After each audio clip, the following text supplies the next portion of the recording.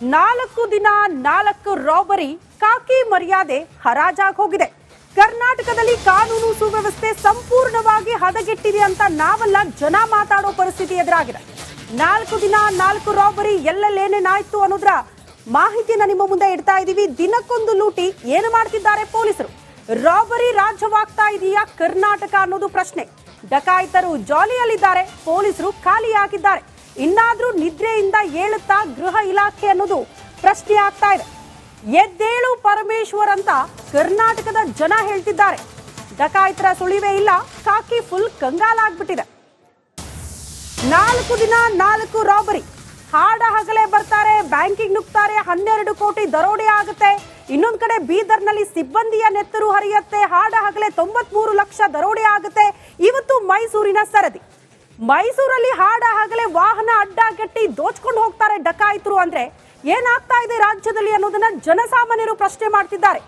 ಗೃಹ ಸಚಿವರ ಹೇಳಿಕೆಗಳು ಎಷ್ಟು ಖಡಕ್ ಆಗಿರಬೇಕಾಗಿತ್ತು, ಯಾವುದು ಕೂಡ ಖಡಕ್ ಆಗಿ ಉತ್ತರನೇ ಇಲ್ಲ. ಪೊಲೀಸರು ತನಿಖೆ ಮಾಡ್ತಿದ್ದಾರೆ, ಆರೋಪಿಗಳ ಸುಳಿವು ಇನ್ನೂ ಕೂಡ ಸಿಕ್ಕಿಲ್ಲ. ಬೇರೆ ಬೇರೆ ಆಯಾಮಗಳಲ್ಲಿ ತನಿಖೆ ಆಗುತ್ತೆ, ಆದಷ್ಟು ಬೇಗ ಆರೋಪಿಗಳನ್ನ ಪತ್ತೆ ಮಾಡ್ತಾರೆ ಅಂತ ಗೃಹ ಸಚಿವರು ಈ ಮಾತಿಗೆ ಮಾತ್ರ ಸೀಮಿತ ಆಗ್ಬಿಟ್ರಾ? ಇದನ್ನ ನಾವೆಲ್ಲ ಜನಸಾಮಾನ್ಯರು ಪ್ರಶ್ನೆ ಮಾಡಬೇಕಾಗಿದೆ.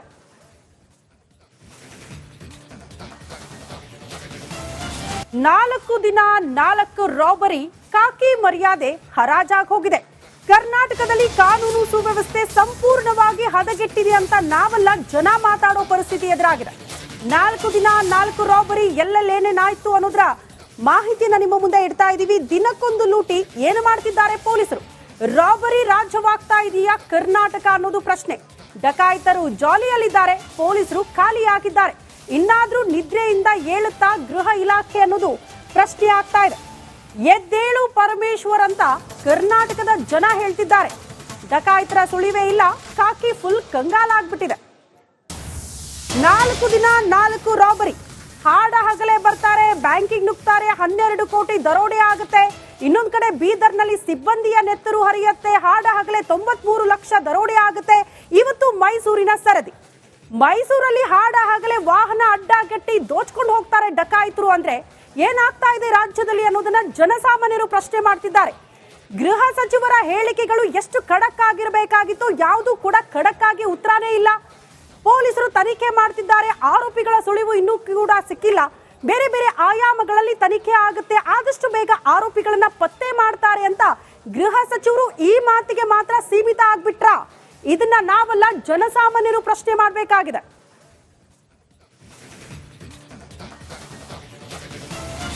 ನಾಲ್ಕು ದಿನ 4 ರಾಬರಿ ಕಾಕಿ ಮರ್ಯಾದೆ ಹರಾಜಾಗಿ ಹೋಗಿದೆ. ಕರ್ನಾಟಕದಲ್ಲಿ ಕಾನೂನು ಸುವ್ಯವಸ್ಥೆ ಸಂಪೂರ್ಣವಾಗಿ ಹದಗೆಟ್ಟಿದೆ ಅಂತ ನಾವೆಲ್ಲ ಜನ ಮಾತಾಡೋ ಪರಿಸ್ಥಿತಿ ಎದುರಾಗಿದೆ. 4 ದಿನ 4 ರಾಬರಿ ಎಲ್ಲೆಲ್ಲೇನೇನಾಯ್ತು ಅನ್ನೋದ್ರ ಮಾಹಿತಿಯನ್ನ ನಿಮ್ಮ ಮುಂದೆ ಇಡ್ತಾ ಇದೀವಿ. ದಿನಕ್ಕೊಂದು ಲೂಟಿ ಏನು ಮಾಡ್ತಿದ್ದಾರೆ ಪೊಲೀಸರು? ರಾಬರಿ ರಾಜ್ಯವಾಗ್ತಾ ಇದೆಯಾ ಕರ್ನಾಟಕ ಅನ್ನೋದು ಪ್ರಶ್ನೆ. ಡಕಾಯಿತರು ಜಾಲಿಯಲ್ಲಿದ್ದಾರೆ, ಪೊಲೀಸರು ಖಾಲಿಯಾಗಿದ್ದಾರೆ. ಇನ್ನಾದ್ರೂ ನಿದ್ರೆಯಿಂದ ಏಳುತ್ತಾ ಗೃಹ ಇಲಾಖೆ ಅನ್ನೋದು ಪ್ರಶ್ನೆ ಆಗ್ತಾ ಇದೆ. ಎದ್ದೇಳು ಪರಮೇಶ್ವರ್ ಅಂತ ಕರ್ನಾಟಕದ ಜನ ಹೇಳ್ತಿದ್ದಾರೆ. ಡಕಾಯಿತರ ಸುಳಿವೇ ಇಲ್ಲ, ಕಾಕಿ ಫುಲ್ ಕಂಗಾಲಾಗ್ಬಿಟ್ಟಿದೆ. 4 ದಿನ 4 ರಾಬರಿ, ಹಾಡ ಹಗಲೇ ಬರ್ತಾರೆ, ಬ್ಯಾಂಕಿಂಗ್ ನುಗ್ತಾರೆ, 12 ಕೋಟಿ ದರೋಡೆ ಆಗುತ್ತೆ. ಇನ್ನೊಂದ್ ಕಡೆ ಬೀದರ್ನಲ್ಲಿ ಸಿಬ್ಬಂದಿಯ ನೆತ್ತರು ಹರಿಯುತ್ತೆ, ಹಾಡ ಹಗಲೇ 93 ಲಕ್ಷ ದರೋಡೆ ಆಗುತ್ತೆ. ಇವತ್ತು ಮೈಸೂರಿನ ಸರದಿ.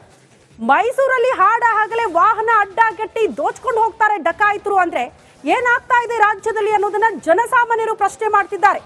ಗೃಹ ಸಚಿವರ ಹೇಳಿಕೆಗಳು ಎಷ್ಟು ಖಡಕ್ ಆಗಿರಬೇಕಾಗಿತ್ತು, ಯಾವುದು ಕೂಡ ಖಡಕ್ ಆಗಿ ಉತ್ತರನೇ ಇಲ್ಲ. ಪೊಲೀಸರು ತನಿಖೆ ಮಾಡ್ತಿದ್ದಾರೆ, ಆರೋಪಿಗಳ ಸುಳಿವು ಇನ್ನೂ ಕೂಡ ಸಿಕ್ಕಿಲ್ಲ. ಬೇರೆ ಬೇರೆ ಆಯಾಮಗಳಲ್ಲಿ ತನಿಖೆ ಆಗುತ್ತೆ, ಆದಷ್ಟು ಬೇಗ ಆರೋಪಿಗಳನ್ನ ಪತ್ತೆ ಮಾಡ್ತಾರೆ ಅಂತ ಗೃಹ ಸಚಿವರು ಈ ಮಾತಿಗೆ ಮಾತ್ರ ಸೀಮಿತ ಆಗ್ಬಿಟ್ರಾ? ಇದನ್ನ ನಾವೆಲ್ಲ ಜನಸಾಮಾನ್ಯರು ಪ್ರಶ್ನೆ ಮಾಡಬೇಕಾಗಿದೆ.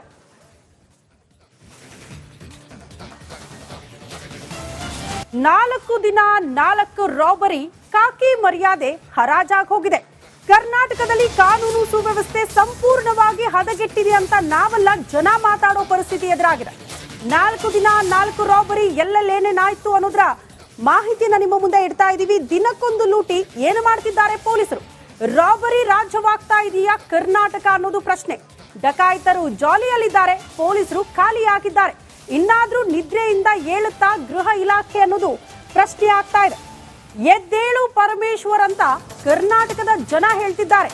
ಡಕಾಯಿತರ ಸುಳಿವೇ ಇಲ್ಲ, ಕಾಕಿ ಫುಲ್ ಕಂಗಾಲಾಗ್ಬಿಟ್ಟಿದೆ. 4 ದಿನ 4 ರಾಬರಿ, ಹಾಡ ಹಗಲೇ ಬರ್ತಾರೆ, ಬ್ಯಾಂಕಿಂಗ್ ನುಗ್ತಾರೆ, 12 ಕೋಟಿ ದರೋಡೆ ಆಗುತ್ತೆ. ಇನ್ನೊಂದ್ ಕಡೆ ಬೀದರ್ನಲ್ಲಿ ಸಿಬ್ಬಂದಿಯ ನೆತ್ತರು ಹರಿಯುತ್ತೆ, ಹಾಡ ಹಗಲೇ 93 ಲಕ್ಷ ದರೋಡೆ ಆಗುತ್ತೆ. ಇವತ್ತು ಮೈಸೂರಿನ ಸರದಿ. ಮೈಸೂರಲ್ಲಿ ಹಾಡ ಹಗಲೇ ವಾಹನ ಅಡ್ಡಗಟ್ಟಿ ದೋಚ್ಕೊಂಡು ಹೋಗ್ತಾರೆ ಡಕಾಯಿತರು. ಅಂದ್ರೆ ಏನಾಗ್ತಾ ಇದೆ ರಾಜ್ಯದಲ್ಲಿ ಅನ್ನೋದನ್ನ ಜನಸಾಮಾನ್ಯರು ಪ್ರಶ್ನೆ ಮಾಡ್ತಿದ್ದಾರೆ. ಗೃಹ ಸಚಿವರ ಹೇಳಿಕೆಗಳು ಎಷ್ಟು ಖಡಕ್ ಆಗಿರಬೇಕಾಗಿತ್ತು, ಯಾವುದು ಕೂಡ ಖಡಕ್ ಆಗಿ ಉತ್ತರನೇ ಇಲ್ಲ. ಪೊಲೀಸರು ತನಿಖೆ ಮಾಡ್ತಿದ್ದಾರೆ, ಆರೋಪಿಗಳ ಸುಳಿವು ಇನ್ನೂ ಕೂಡ ಸಿಕ್ಕಿಲ್ಲ.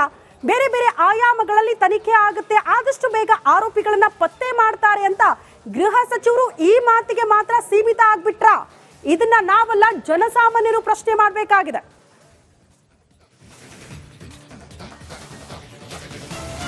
ನಾಲ್ಕು ದಿನ 4 ರಾಬರಿ, ಕಾಕಿ ಮರ್ಯಾದೆ ಹರಾಜಾಗಿ ಹೋಗಿದೆ. ಕರ್ನಾಟಕದಲ್ಲಿ ಕಾನೂನು ಸುವ್ಯವಸ್ಥೆ ಸಂಪೂರ್ಣವಾಗಿ ಹದಗೆಟ್ಟಿದೆ ಅಂತ ನಾವೆಲ್ಲ ಜನ ಮಾತಾಡೋ ಪರಿಸ್ಥಿತಿ ಎದುರಾಗಿದೆ. 4 ದಿನ 4 ರಾಬರಿ, ಎಲ್ಲೆಲ್ಲೇನೇನಾಯ್ತು ಅನ್ನೋದ್ರ ಮಾಹಿತಿಯನ್ನ ನಿಮ್ಮ ಮುಂದೆ ಇಡ್ತಾ ಇದೀವಿ. ದಿನಕ್ಕೊಂದು ಲೂಟಿ, ಏನು ಮಾಡ್ತಿದ್ದಾರೆ ಪೊಲೀಸರು? ರಾಬರಿ ರಾಜ್ಯವಾಗ್ತಾ ಇದೆಯಾ ಕರ್ನಾಟಕ ಅನ್ನೋದು ಪ್ರಶ್ನೆ. ಡಕಾಯಿತರು ಜಾಲಿಯಲ್ಲಿದ್ದಾರೆ, ಪೊಲೀಸರು ಖಾಲಿಯಾಗಿದ್ದಾರೆ. ಇನ್ನಾದ್ರೂ ನಿದ್ರೆಯಿಂದ ಏಳುತ್ತಾ ಗೃಹ ಇಲಾಖೆ ಅನ್ನೋದು ಪ್ರಶ್ನೆ ಆಗ್ತಾ ಇದೆ. ಎದ್ದೇಳು ಪರಮೇಶ್ವರ್ ಅಂತ ಕರ್ನಾಟಕದ ಜನ ಹೇಳ್ತಿದ್ದಾರೆ. ಡಕಾಯಿತರ ಸುಳಿವೇ ಇಲ್ಲ, ಕಾಕಿ ಫುಲ್ ಕಂಗಾಲಾಗ್ಬಿಟ್ಟಿದೆ. 4 ದಿನ 4 ರಾಬರಿ, ಹಾಡ ಹಗಲೇ ಬರ್ತಾರೆ, ಬ್ಯಾಂಕಿಂಗ್ ನುಗ್ತಾರೆ, 12 ಕೋಟಿ ದರೋಡೆ ಆಗುತ್ತೆ. ಇನ್ನೊಂದ್ ಕಡೆ ಬೀದರ್ನಲ್ಲಿ ಸಿಬ್ಬಂದಿಯ ನೆತ್ತರು ಹರಿಯುತ್ತೆ, ಹಾಡ ಹಗಲೇ 93 ಲಕ್ಷ ದರೋಡೆ ಆಗುತ್ತೆ. ಇವತ್ತು ಮೈಸೂರಿನ ಸರದಿ. ಮೈಸೂರಲ್ಲಿ ಹಾಡ ಹಗಲೇ ವಾಹನ ಅಡ್ಡಗಟ್ಟಿ ದೋಚ್ಕೊಂಡು ಹೋಗ್ತಾರೆ ಡಕಾಯಿತರು. ಅಂದ್ರೆ ಏನಾಗ್ತಾ ಇದೆ ರಾಜ್ಯದಲ್ಲಿ ಅನ್ನೋದನ್ನ ಜನಸಾಮಾನ್ಯರು ಪ್ರಶ್ನೆ ಮಾಡ್ತಿದ್ದಾರೆ. ಗೃಹ ಸಚಿವರ ಹೇಳಿಕೆಗಳು ಎಷ್ಟು ಖಡಕ್ ಆಗಿರಬೇಕಾಗಿತ್ತು, ಯಾವುದು ಕೂಡ ಖಡಕ್ ಆಗಿ ಉತ್ತರನೇ ಇಲ್ಲ. ಪೊಲೀಸರು ತನಿಖೆ ಮಾಡ್ತಿದ್ದಾರೆ, ಆರೋಪಿಗಳ ಸುಳಿವು ಇನ್ನೂ ಕೂಡ ಸಿಕ್ಕಿಲ್ಲ. ಬೇರೆ ಬೇರೆ ಆಯಾಮಗಳಲ್ಲಿ ತನಿಖೆ ಆಗುತ್ತೆ, ಆದಷ್ಟು ಬೇಗ ಆರೋಪಿಗಳನ್ನ ಪತ್ತೆ ಮಾಡ್ತಾರೆ ಅಂತ ಗೃಹ ಸಚಿವರು ಈ ಮಾತಿಗೆ ಮಾತ್ರ ಸೀಮಿತ ಆಗ್ಬಿಟ್ರಾ? ಇದನ್ನ ನಾವೆಲ್ಲ ಜನಸಾಮಾನ್ಯರು ಪ್ರಶ್ನೆ ಮಾಡಬೇಕಾಗಿದೆ.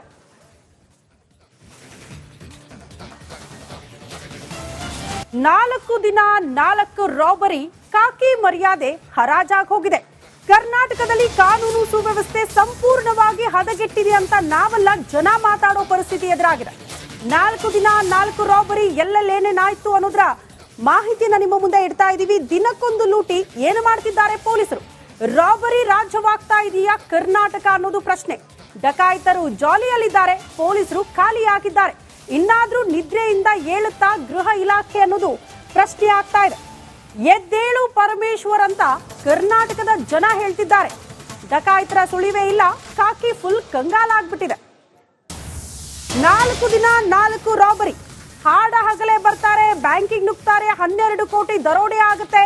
ಇನ್ನೊಂದ್ ಕಡೆ ಬೀದರ್ನಲ್ಲಿ ಸಿಬ್ಬಂದಿಯ ನೆತ್ತರು ಹರಿಯುತ್ತೆ, ಹಾಡ ಹಗಲೇ 93 ಲಕ್ಷ ದರೋಡೆ ಆಗುತ್ತೆ. ಇವತ್ತು ಮೈಸೂರಿನ ಸರದಿ. ಮೈಸೂರಲ್ಲಿ ಹಾಡ ಹಗಲೇ ವಾಹನ ಅಡ್ಡಗಟ್ಟಿ ದೋಚ್ಕೊಂಡು ಹೋಗ್ತಾರೆ ಡಕಾಯಿತರು. ಅಂದ್ರೆ ಏನಾಗ್ತಾ ಇದೆ ರಾಜ್ಯದಲ್ಲಿ ಅನ್ನೋದನ್ನ ಜನಸಾಮಾನ್ಯರು ಪ್ರಶ್ನೆ ಮಾಡ್ತಿದ್ದಾರೆ.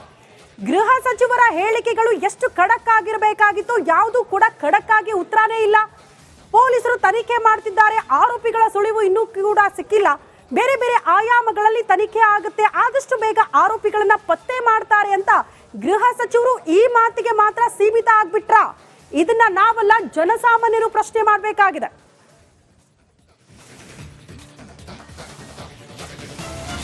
ನಾಲ್ಕು ದಿನ 4 ರಾಬರಿ, ಕಾಕಿ ಮರ್ಯಾದೆ ಹರಾಜಾಗಿ ಹೋಗಿದೆ.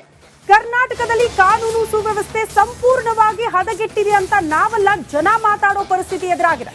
4 ದಿನ 4 ರಾಬರಿ, ಎಲ್ಲೆಲ್ಲೇನೇನಾಯ್ತು ಅನ್ನೋದ್ರ ಮಾಹಿತಿಯನ್ನ ನಿಮ್ಮ ಮುಂದೆ ಇಡ್ತಾ ಇದೀವಿ. ದಿನಕ್ಕೊಂದು ಲೂಟಿ, ಏನು ಮಾಡ್ತಿದ್ದಾರೆ ಪೊಲೀಸರು?